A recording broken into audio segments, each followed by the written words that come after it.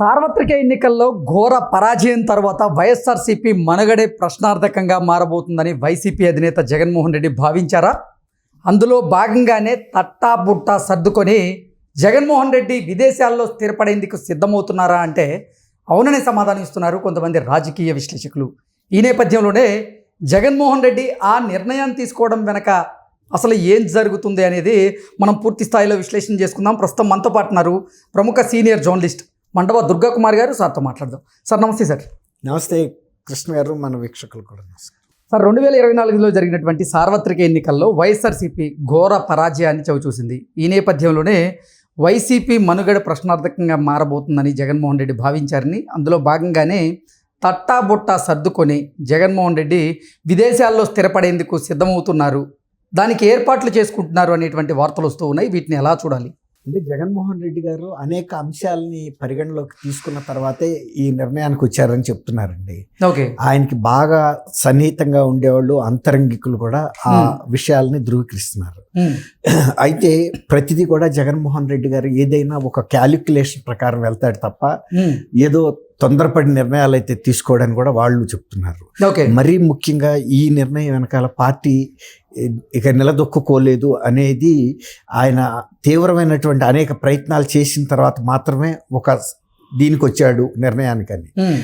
పార్టీలో బాగా అంతరంగికులు అనుకున్న వ్యక్తులు కూడా దూరం అవటం, తర్వాత గత 2019లో కుటుంబం నుంచి తనకు దొరికిన మంచి మద్దతు మూలాన నేను ముఖ్యమంత్రి కాగలిగాను. అసలు కుటుంబం నుంచే ఆయనకి వ్యతిరేకత మొదలైంది. కుటుంబంలో అంటే మరీ ముఖ్యంగా తల్లి చెల్లే కాకుండా వైఎస్ ఫ్యామిలీలో సంబంధించి వాళ్ళు అవినాష్ రెడ్డి కుటుంబం తప్ప మిగిలిన వైఎస్ వాళ్ళందరూ అన్నదమ్ములు, కజిన్స్, వాళ్ళ కుదురు అంటారు ఆ కుటుంబాన్ని. ఆ కుదురు ఏదైతే ఉందో కుదురులో కూడా పూర్తి వ్యతిరేకత వచ్చేసింది ఈయన మీద అని చెప్తున్నారు. ఈయన అధికారంలోకి వచ్చిన తర్వాత ఏ విధంగా కూడా ఈ కుటుంబానికి మేలు జరగలేదు. తను వ్యక్తిగతంగా లబ్ధి పొందాడు తప్ప ఈ కుటుంబంలో పెద్ద దిక్కు అయినటువంటి వైఎస్ వివేకానంద రెడ్డి గారిని లేపటం అనేది చాలా చాలా తప్పు. కుటుంబాన్ని చల్లాచెదురు చేసేసాడు. నైతిక బలాన్ని తగ్గించాడు. ఈ ప్రాంతంలో విలువ లేకుండా పోయింది. ఇంతవరకు ఫ్యాక్షన్ లీడర్స్ అంటే ఎవరన్నా బయట వ్యక్తులను చంపిన చరిత్ర ఉంది, కానీ సొంత కుటుంబీకుల్ని అది మళ్ళీ సుపారీ ఇచ్చి చంపించడం. ఎవరైనా ఫ్యాక్షనిస్టులు ఫ్యాక్షన్ గొడవల్లో వాళ్ళు స్వయంగా పాల్గొంటారు. అట్లా కాకుండా ఇప్పుడు ఒక హోటల్లో యజమాని ఇంకొక హోటల్లో తినొచ్చాడంటే ఇది ఈ హోటల్ మంచిదని అనుకోవాలిక. ఫ్యాక్షన్ కుటుంబంలో ఉన్న వ్యక్తులు ఏదైనా చేస్తే కూడా మేము చేసామని చెప్తారు. పోలీస్ స్టేషన్కి వెళ్ళి ఆ రక్తపు కత్తుల్ని ఆ టేబుల్ మీద పెట్టి ఇదిగో ఫలానాని ఫలానా సాటి నరికొచ్చామని చెప్పి ఆ కేసుని ఓన్ చేసుకుని ప్రజల్లో మన్నను పొందుతారు, ఫలానాని మేమే చంపామని. అట్లా కాకుండా వీళ్ళు ఎవరినో డ్రైవర్లని వీళ్ళని వాళ్ళని చిల్లర మల్లరగాళ్ళని ఇది ఇచ్చి చంపించడం అనేది ఇంకా అవమానంగా ఫీల్ అవుతున్నారు కుటుంబంలో. అంటే వైఎస్ కుటుంబం అంటే ఇంత తక్కువ స్థాయి కుటుంబమా? అంటే ఎవరో వచ్చి వివేకానంద అని ఒక కోడి పిల్లని చంపినంత తేలిగ్గా చంపెళ్ళిపోయారు. ఇక మా కుటుంబానికి ఉన్న పరువు ఏంటి, ప్రతిష్ట ఏంటి, ఇక ఎంత డబ్బులుండి మాత్రం విలువే ఉంది. ఒకప్పుడు మా పెద్ద ఆయన రాజశేఖర రెడ్డి గారు ఉండగా రాష్ట్రంలోనే ఒక ఆదర్శమైన కుటుంబంగా మాకు పేరుండింది. అలాంటి పేరు పోతే పోగా డబ్బులు పని మాకేమన్నా ఎక్కువ వచ్చినాయా అంటే అది కూడా ఏం లేదు. ఎవరో విమలమ్మ గారు లాంటి వాళ్ళు ఒకళ్ళిద్దరు చేసుకున్నారు, కానీ మిగిలిన వాళ్ళకి ఏమి ఆర్థిక లబ్ధి కూడా రాలేదు. కానీ అప్రదిష్ట మాత్రం పూర్తిగా మిగిలింది. ఇక పులివెందుల్లో ఆ కుటుంబీకులు కూడా ఉండటం కూడా తప్పుగా ఫీల్ అవుతున్నారని చెబుతున్నారు. అంటే అవమానకరంగా, అంటే తలెత్తుకు తిరగలేకపోతున్నారు గతంలో లాగా. ఏంటి మీ కుటుంబ చరిత్ర, అతను ఒక ముఖ్యమంత్రి అయ్యి చేసిన పనులు ఏంటి, తర్వాత వివేక గారి హత్య మూలాన మీ కుటుంబానికి ఏమన్నా పొరుగు ఉందా, చుట్టాల్లో కూడా కొద్దిగా ఇబ్బందికరమైన పరిస్థితులు ఎదుర్కొంటున్నారని చెబుతున్నారు. తప్పని ఆయన రాజశేఖర రెడ్డి గారి అభిమానులు చాలామంది 2019లో జగన్మోహన్ రెడ్డి గారిని రాజశేఖర రెడ్డి గారి స్థాయిలో ఊహించుకుని వచ్చారు. కానీ 2019లో అధికారంలోకి వచ్చిన తర్వాత రాజశేఖర రెడ్డి గారికి అసలు జగన్మోహన్ రెడ్డికి పోలికే లేదు అని కుటుంబీకులతో పాటు రాజశేఖర రెడ్డి అభిమానులు, కాంగ్రెస్లో ఉన్న ముఖ్యులు ఎవరైతే ఈ పార్టీని నమ్ముకుని వచ్చారో అందరూ కూడా బాగా డిసప్పాయింట్ అయిపోయారని చెప్తున్నారు. అసలు ఈయన వ్యవహార చేయలే బాగాలేదు. తర్వాత పలకరించే తీరు కానీ వాళ్ళని చూసుకోవటం కానీ లేదు. రౌడీ ఎలిమెంట్స్, బోరుగడ్డ అనిలు ఇలాంటి రౌడీ ఎలిమెంట్స్ని దగ్గరికి తీశాడు. ఇప్పుడు రెండో నిందితుడిగా ఉన్న విజయసాయి రెడ్డికి కూడా తగిన ప్రాధాన్యత ఇవ్వలేదని ఆయనే చెప్పాడు కదా. అట్లా ప్రతి వాళ్ళని ఈయన అనుమానిస్తున్నాడు, అవమానిస్తున్నాడు, ఇటువంటి వ్యక్తితో మేము వేగలేమనే పరిస్థితికి వచ్చారు. తర్వాత ప్రజలు అందరికి మించి ప్రజలు బాగా ఆయన్ని నమ్మారు. ఒక్కసారి అవకాశం ఇవ్వండి, నేను ఇక మీ హృదయంలో గుండెల్లో గూడు కట్టుకుంటానని చెప్పాడు. అంటే నిజంగా కూడా ఈయన చాలా మంచి పనులు చేస్తాడని ఒక ఓవర్ ఎక్స్పెక్టేషన్తో ఓట్లు వేస్తే మరి 151 సీట్లు వచ్చిన తర్వాత ఆయన ప్రజల మీద అందరినీ టార్గెట్ చేసుకుని హింసలు పెట్టాడు, దాష్టికాలు చేశాడు. దాంతో 11 స్థానాలకు వచ్చేసింది. ఈ విధంగా ఏ క్వార్టర్ నుంచి చూసినా తనకి ఒక మంచి ఇది దొరకటం లేదు రెస్పాన్స్. తర్వాత తను అడిగింది కూడా ప్రజల్ని ఒక్కసారి అవకాశం ఇవ్వమన్నాడు. ఒకసారి అవకాశం ఇస్తే సద్వినియోగం చేసుకోలేని పరిస్థితిలో ఇవాళ ఏ విధంగా వెళ్ళి కిందసారి వైఎస్ వివేకానంద రెడ్డి హత్యనే ఒక పునాదిగా పార్టీకి పెట్టుకుని దాని మీద ఈ సౌధం నిర్మించాడు. ఈ ప్రతిసారి కుటుంబ సభ్యుల్ని చంపి కూడా సానుభూతి కావాలంటే కూడా రాదు కదా. అట్లా ఆ తర్వాత ఈ కుటుంబీకుల్నే చంపి రాజకీయంగా ఉపయోగించుకోవటం, అది రాయలసీమ జిల్లాలో లీడింగ్ ఫ్యామిలీగా ఉన్న వైఎస్ రాజశేఖర రెడ్డి కుటుంబంలో జరిగిందంటే అది చాలా అవమానకరంగా ఫీల్ అవుతున్నారని చెబుతున్నారు ప్రజలు కూడా. అట్లాంటి పరిస్థితిలో ఇవాళ ఆయనకి పులివెందుల్లో కూడా తగిన గౌరవం మర్యాద దొరకటం లేదు. భాస్కర్ రెడ్డి అనే రైతు కూడా బొమ్మలు వేసుకుంటే ఫోటోలు పాస్ పుస్తకాల మీద అడిగింది కూడా అసలు ఆ మనిషి మాకు కనపడతలేదని కూడా అడిగాడు కదా. అయినా తను డబ్బుతో ఏదో మేనేజ్ చేశాడు. కానీ ఎంతో కాలం నడవదు అనేది ఇప్పుడు అర్థమైపోయింది. నిన్నటికి నిన్న అక్కడికి వెళ్తే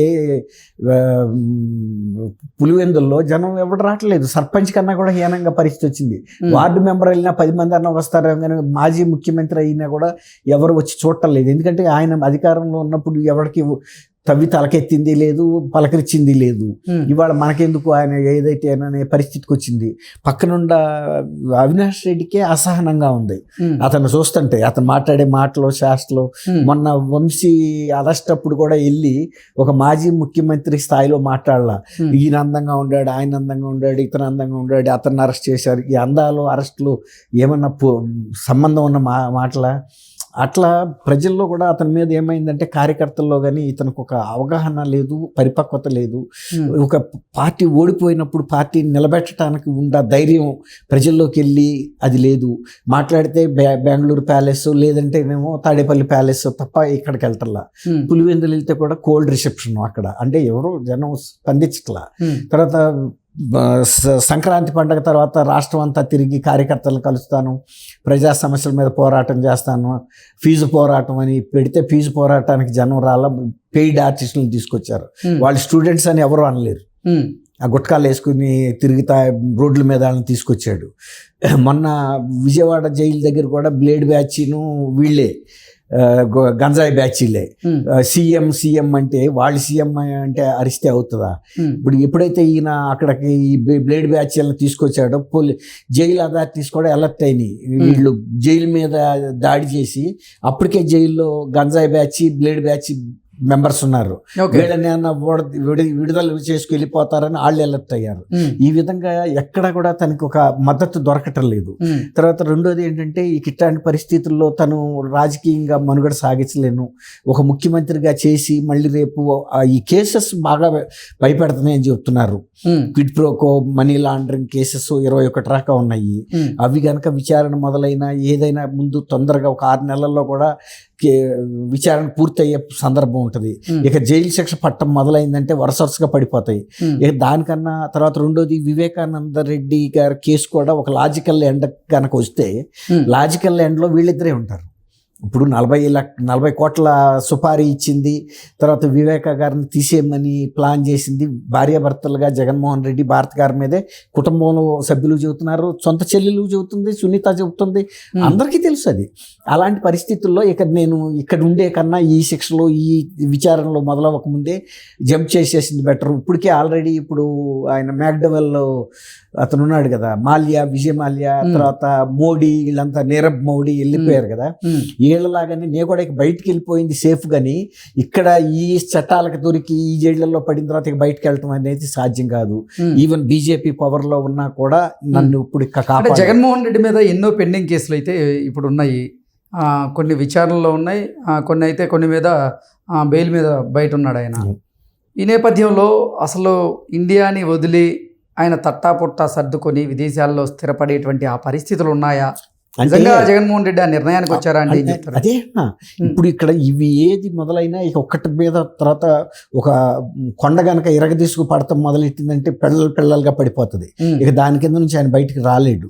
ఆ కొండ పడక ముందే బయటికి వెళ్ళిపోయింది బెటర్ అనే ఉద్దేశంలో కూడా ఆయన ఉన్నాడని. అంటే నిన్న మొన్నటి వరకు భారతీయ జనతా పార్టీ నరేంద్ర మోదీ జగన్మోహన్ రెడ్డికి మద్దతు తెలుపుతున్నారు, లోపాయకార్య ఒప్పందాలు కొన్ని ఉన్నాయి. అవును. సో వారు అధికారంలో ఉన్న రోజులు జగన్మోహన్ రెడ్డికి దిగులు లేదు అనేటువంటి వాదనలు తెర మీదకి వచ్చాయి. మరి ఇప్పుడు భారతీయ జనతా పార్టీ పెద్దల నుంచి మద్దతు లభించడం లేదా జగన్మోహన్ రెడ్డికి? అందుకే ఇటువంటి నిర్ణయం భారతీయ జనతా తీసుకున్నాడా? పార్టీకి కూడా ఒక అధిష్టానం ఉందనేది మనం గమనించాలి.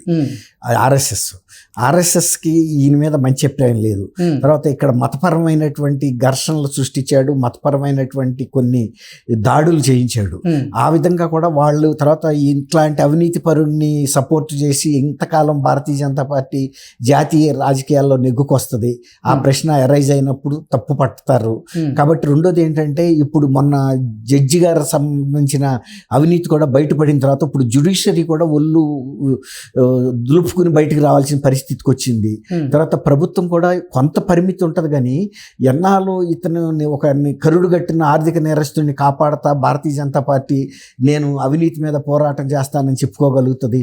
అందులో సుప్రీంకోర్టు కూడా వెంటనే కూడా స్పందిస్తుంది. 1 year లోపల ప్రజాప్రతినిధుల మీద ఉన్న కేసులు పరిష్కరించమని. ఇప్పుడు ఆయన ప్రజాప్రతినిధే, అవినాష్ రెడ్డి కూడా ప్రజాప్రతినిధే. ఈయన మీద హత్య కేసు ఉంది. లాజికల్ ఎండకు వస్తే ఈయన దొరుకుతాడు. ఈ ఆర్థిక అంశాలకు సంబంధించిన కేసు విచారణలు ఇవన్నీ కూడా అన్నీ ఆలోచిస్తున్నాడని చెబుతున్నారు. ఆయన సమగ్రంగా ఆలోచించుకున్న తర్వాతే ఒక నిర్ణయానికి వచ్చాడు. రెండోది, వాళ్ళ పిల్లలను కూడా ఈ తనకుండా ఆర్థిక వనరులని దేశంలో ప్రపంచంలో ఏ ప్రాంతాల్లో ఎట్లా ఇన్వెస్ట్మెంట్ పెట్టుకోవాలి, ఏ విధంగా ఇంకా లాభసాటి వ్యాపారాలు చేసుకోవచ్చు, అన్నిటికీ మించి సేఫ్ జోన్లో ఉండాలి. ఎట్టి పరిస్థితుల్లోనూ మళ్ళీ ఇక్కడ నుంచి భారతదేశం నుంచి ఎలాంటి రెడ్ కార్నర్ నోటీసులు వచ్చినా కూడా సరెండర్ చేయని దేశాలు ఏమైనా ఉన్నాయా, అలాంటి సేఫ్ ప్లేస్లో ఉండి వ్యాపారాలు నడుపుకుంటానికి మంచిది అనే ఉద్దేశం మీద ఒక దుబాయ్ అయినా ఆలోచిస్తున్నారంటున్నారు, లండన్ కూడా ఆలోచిస్తున్నారంటున్నారు. కాబట్టి ఇవన్నీ కూడా అన్ని అంశాలని సమగ్రంగా ఆలోచించి మాత్రమే ఆయన ఈ నిర్ణయానికి వచ్చాడనేది చెప్తున్నారు. కూతుర్లు కూడా బాగా చేతికి అందొచ్చారు. ఈ ఆర్థిక వ్యవహారాలను చక్కబెట్టగలిగిన ఇండిపెండెన్సీ వాళ్ళకు వచ్చింది, పరిపక్వత ఓకే అని కూడా చెప్తున్నారు. Okay sir, thank you so much. Thank you Krishna గారు. మన వీక్షకులు కూడా నమస్కారం.